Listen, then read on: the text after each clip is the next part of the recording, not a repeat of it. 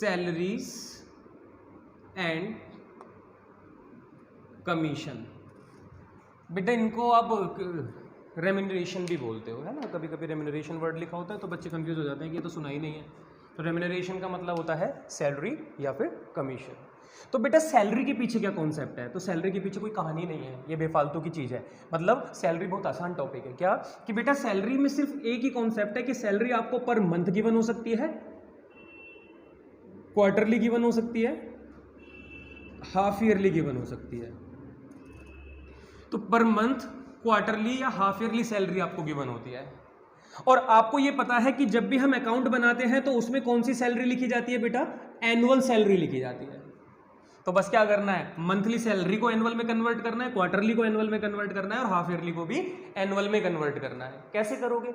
अगर per month salary है तो 12 से मल्टीप्लाई करके एनुअल में कन्वर्ट करेंगे, क्वार्टरली सैलरी है तो 4 से मल्टीप्लाई करके एनुअल में कन्वर्ट करेंगे, और हाफ ईयरली सैलरी है तो 2 से मल्टीप्लाई करके एनुअल में कन्वर्ट कर देंगे। तो सैलरी का कोई यही कॉन्सेप्ट है बेटा, सैलरी का कॉन्सेप्ट खत्म हो गया। ये तो मजाक चल रहा है। हाँ बेटा मजाक चल रहा है।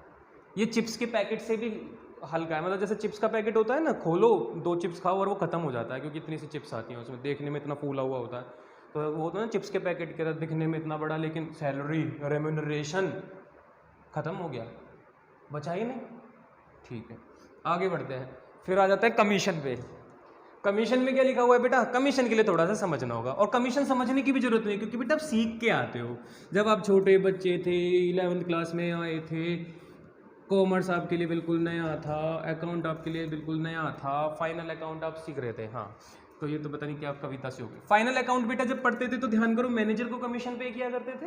हाँ तो जैसे मैनेजर को कमीशन पे किया जाता है, वैसे ही पार्टनर्स को भी क्या पे किया जाता है बेटा?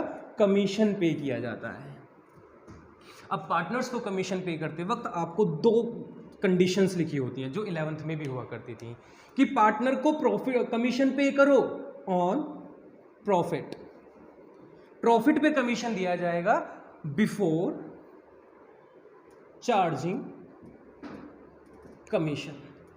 इस तरीके से लैंग्वेज मिल गई, बिफोर चार्जिंग सच कमीशन, कि पार्टनर को प्रॉफिट पे कमीशन दो बिफोर चार्जिंग कमीशन।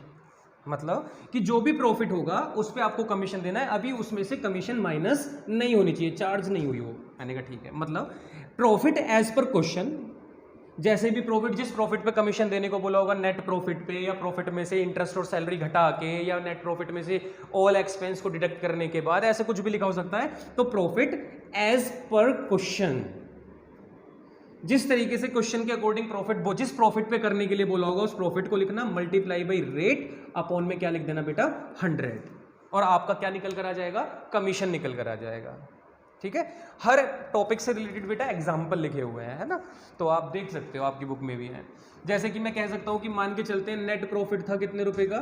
1 लाख रुपए का। मान के चलते हैं 1,10,000 रुपीज़ का। एक पार्टनर है बी जो कह रहा है कि मुझे कमीशन चाहिए 10% on net profit. Net profit पे मुझे कमीशन चाहिए बिफोर चार्जिंग सच कमीशन, बिफोर चार्जिंग सच कमीशन। कैसे करोगे इस क्वेश्चन को? तो इस क्वेश्चन को करने का क्या तरीका है? आप लिखोगे नेट प्रॉफिट 1,10,000, 1,10,000 रुपीज का नेट प्रॉफिट, बिफोर चार्जिंग है तो रेट अपॉन 100, तो आंसर कितना आ गया बेटा? 11,000। क्वेश्चन खत्म हो गया। ये था नेट प्रॉफिट। अब क्या है? ये थी कमीशन बिफोर।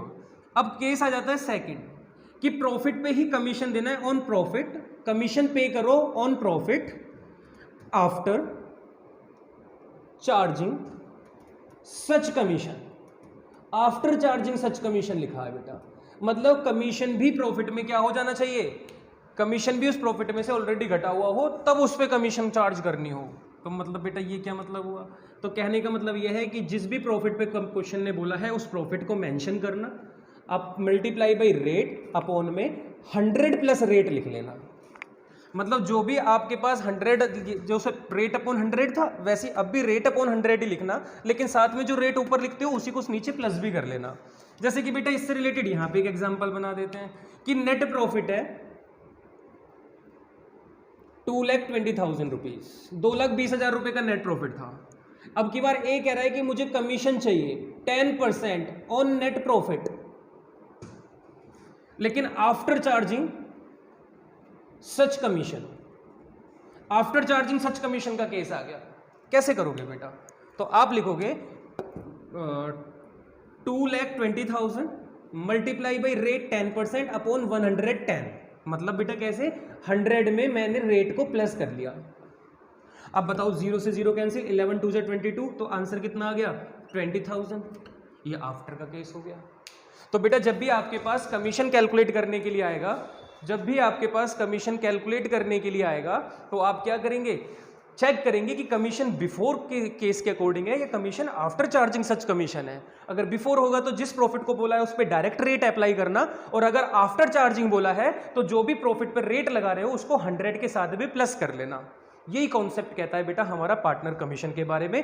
तो बेटा जैसे ही हमने सैलरी और कमीशन कंप्लीट किया, वैसे ही हमारा एप्रोप्रिएशन के अंदर जो रेम्यूनरेशन वाला पॉइंट है ये कंप्लीट हो गया। तो इंटरेस्ट ऑन कैपिटल कैसे कैलकुलेट करना है? ओपनिंग कैपिटल को बेस मानना है। सैलरी और कमीशन कैसे कैलकुलेट करना है? तो बेटा वही मंथली लिखा है तो 12 से मल्टीप्लाई, क्वार्टरली है तो 4 से, हाफ ईयरली है तो 2 से मल्टीप्लाई, ये आपकी एनुअल सैलरी निकल आएगी। अगर पार्टनर की कमीशन है तो चेक करना है बिफोर या फिर आफ्टर। बिफोर होगा तो सिंपल रेट अपॉन 100, आफ्टर होगा तो रेट अपॉन 100 प्लस रेट आपको कर देना है। चलिए